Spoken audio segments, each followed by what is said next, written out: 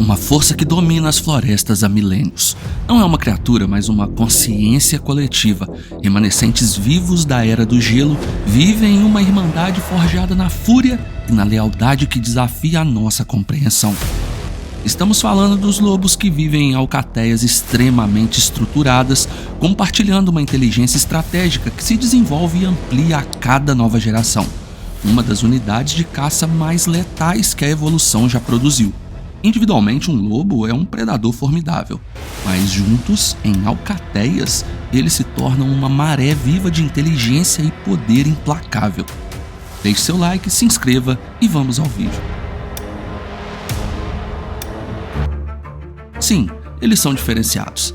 Em um único dia, uma alcateia pode percorrer 300 km, um balé incansável sobre terrenos que quebrariam o espírito de qualquer outro ser. Atingindo velocidades de 65 km por hora, seus corpos são mísseis guiados pelo instinto, capazes de saltos de até 7 metros para abater presas que desafiam a lógica. Liderados por um casal alfa, um macho e uma fêmea unidos por um laço que dura a vida inteira, a matilha opera como uma sinergia quase telepática.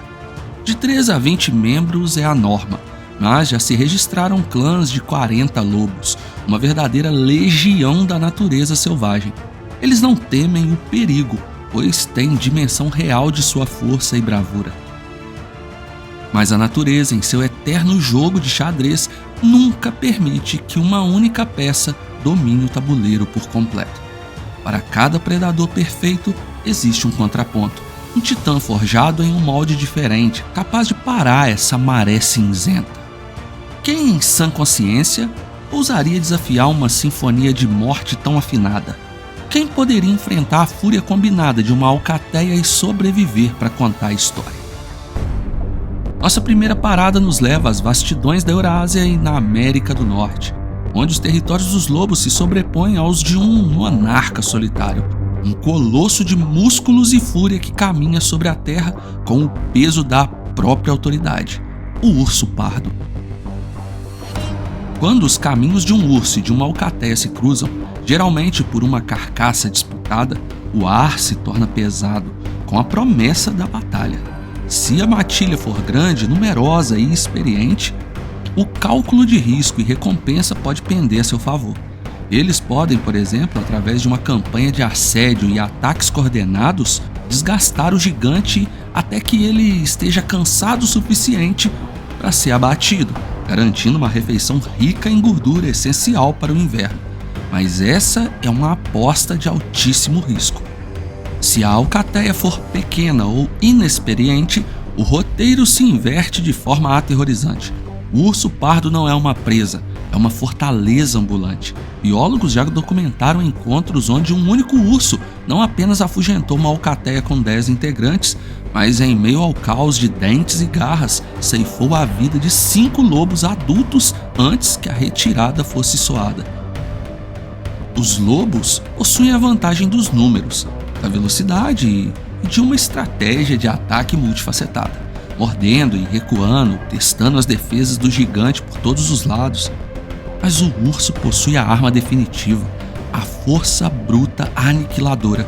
Com um único e devastador golpe de sua pata, um urso pardo de 300 quilos pode arremessar um lobo de 50 quilos como se fosse um brinquedo, quebrando sua espinha dorsal no impacto. Suas garras longas e não retráteis são adagas projetadas para escavar e rasgar. E há um fator defensivo crucial. Sob sua pele, uma espessa camada de gordura e couro atua como uma armadura natural. As mordidas dos lobos, por mais ferozes que sejam, lutam para penetrar essa barreira e atingir órgãos vitais. É um processo que demora e nesse delay de tempo o urso pode contra-atacar. É como tentar derrubar uma muralha com agulhas. Lobos podem derrubar alces adultos que são tão massivos quanto ursos. A diferença é que um alce não é um predador, e o urso sim. É um predador de ápice, inclusive, que usará seu instinto de caça e sobrevivência para derrubar seus adversários. Mas será que nenhum herbívoro poderia derrotar uma alcateia especializada? Das florestas, viajamos agora para as vastas planícies da América do Norte, um mar de grama que abriga montanhas ao redor. O maior animal terrestre do continente, o bisão americano. Para os lobos de Yellowstone e das grandes planícies, o bisão é o prêmio máximo, uma fonte de alimento que pode sustentar a matilha por semanas. Uma alcateia bem organizada, operando no auge de sua eficiência, pode de fato caçar este colosso. Eles não atacam de frente, é uma guerra de paciência e estratégia, um cerco que pode durar horas ou até dias. Já foi documentada uma caçada épica onde uma matilha de 8 lobos levou quase 10 horas para finalmente abater um único bisão adulto. Isso demonstra não apenas a tenacidade dos lobos, mas a resistência quase inacreditável da sua presa.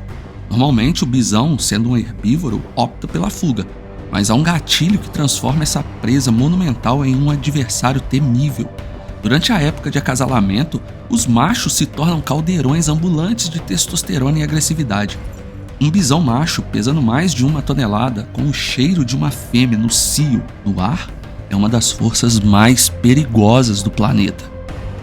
Se uma alcateia de lobos, não importa quão ousada, cometer o erro de cruzar o seu caminho nesse estado, a caça se inverte e o chão treme, literalmente. A montanha de músculos, fúria e chifres se lança ao ataque. Os lobos de repente se tornam o alvo. Não há mais estratégia, apenas a tentativa desesperada de escapar de uma tonelada de fúria cega que não irá parar. Um único golpe, uma única cabeçada pode ser fatal para um lobo. E na alcateia, o bisão irá disparar cabeçadas uma atrás da outra. Quem se aproximar irá ser arremessado instantaneamente. E nesse cenário, a alcateia é sem dúvida derrotada. Deixamos as planícies da América para mergulhar nas florestas densas e nos terrenos nevados da Sibéria e da Índia. O domínio de um predador que une força, graça e furtividade como nenhum outro. Um caçador solitário que não precisa de uma matilha, pois ele é, por si só, uma força de aniquilação. Estamos falando do tigre. Se o urso é uma fortaleza e o bisão é uma avalanche, o tigre é uma sombra mortal. O confronto aqui é uma colisão de filosofias de caça. A inteligência coletiva contra a perfeição individual. A mordida de um lobo com cerca de 400 a 800 de PSI, enquanto a de um tigre siberiano ultrapassa os 1000 PSI. Seus dentes caninos, os maiores entre todos os felinos, não são projetados para rasgar, mas para esmagar as vértebras do pescoço, extinguindo a vida em um instante. A abertura mandibular de um tigre abraça com vantagem o pescoço dos maiores lobos do planeta. Agora imagine uma alcateia de lobos da Sibéria, talvez os mais robustos de sua espécie, encontrando um tigre sobre a carcaça de um cervo. A tensão é imediata, mas o tigre é soberano nesse contexto. Com uma agilidade explosiva, ele pode saltar, girar e atacar com uma velocidade estonteante, apesar do seu tamanho de maior felino vivo atualmente. Suas patas dianteiras, armadas com garras retráteis e afiadas como bisturis, podem desferir golpes fatais para os lobos. Um tigre adulto pode com facilidade enfrentar 3 ou 4 lobos simultaneamente, transformando o ataque coordenado em um caos sangrento. À medida que os membros da matilha começam a cair abatidos com uma eficiência aterrorizante, o cálculo do lobo alfa muda drasticamente. A confiança da alcateia é quebrada, eles não estão enfrentando uma presa que se defende, estão enfrentando um predador superior, um imperador que não tolera rivais no seu domínio. A retirada não é uma opção, é a única conclusão lógica para evitar a aniquilação total. Agora viajamos para o continente onde a competição entre predadores atinge seu ápice mais brutal, a África. E aqui encontramos o rei, o leão. A questão de um leão contra uma alcateia de lobos é menos uma batalha e mais uma execução. Um grande leão macho, no auge da sua força, com seus 200 quilos de músculos e uma juba espessa que protege seu pescoço de mordidas, não apenas venceria uma alcateia de 5 ou 6 lobos, ele os dizimaria, palitaria as presas com os ossos dos lobos. Um leão macho não é apenas um caçador, ele é um guerreiro forjado em batalhas constantes contra outros leões por território e direito de acasalar. Mas a verdadeira demonstração de poder acontece quando comparamos o grupo contra grupo. Uma alcateia de 30 lobos contra um bando de leões, mesmo com apenas 6 ou 7 leões, o resultado seria um massacre. Para entender o porquê, não precisamos de especulação, mas de observação direta do ecossistema africano. As hienas malhadas em clãs que podem chegar a 40 indivíduos em um único clã são os equivalentes ecológicos aos lobos na África. Elas são inteligentes, socialmente complexas e possuem uma força de mordida capaz de esmagar ossos. E mesmo elas, com sua audácia lendária e superioridade numérica, evitam a todo custo um confronto direto com um bando de leões coeso. Hienas podem abater leões quando eles estão isolados, mas não ousam colocar seu clã contra um bando inteiro deles. E aqui as leoas são grande parte dessa equação. Caçadoras especializadas, elas não temem os búfalos, quanto mais as hienas, quanto mais os lobos. A força combinada, o peso e a fúria de um ataque coordenado de leões seria uma onda de choque que a estrutura da alcateia de lobos simplesmente não poderia suportar. Isso nos leva ao nosso último e talvez mais intrigante adversário.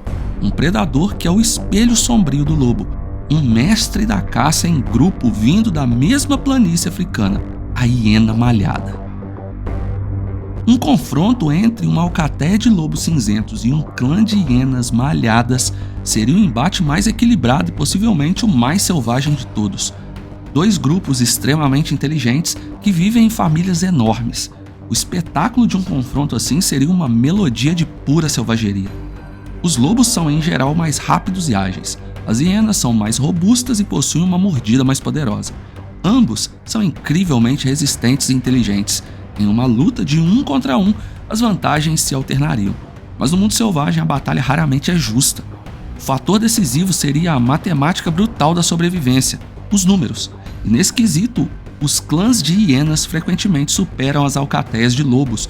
Somando a mandíbulas mais eficazes, isso lhes conferiria a vitória na maioria das vezes. E há ainda outra variável mais importante que endossa nosso argumento a favor da hiena. Não é a física, mas sim a psicologia. E aqui reside a diferença crucial que decidiria essa guerra.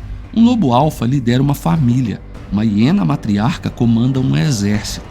Para os lobos, os laços de parentesco são profundos.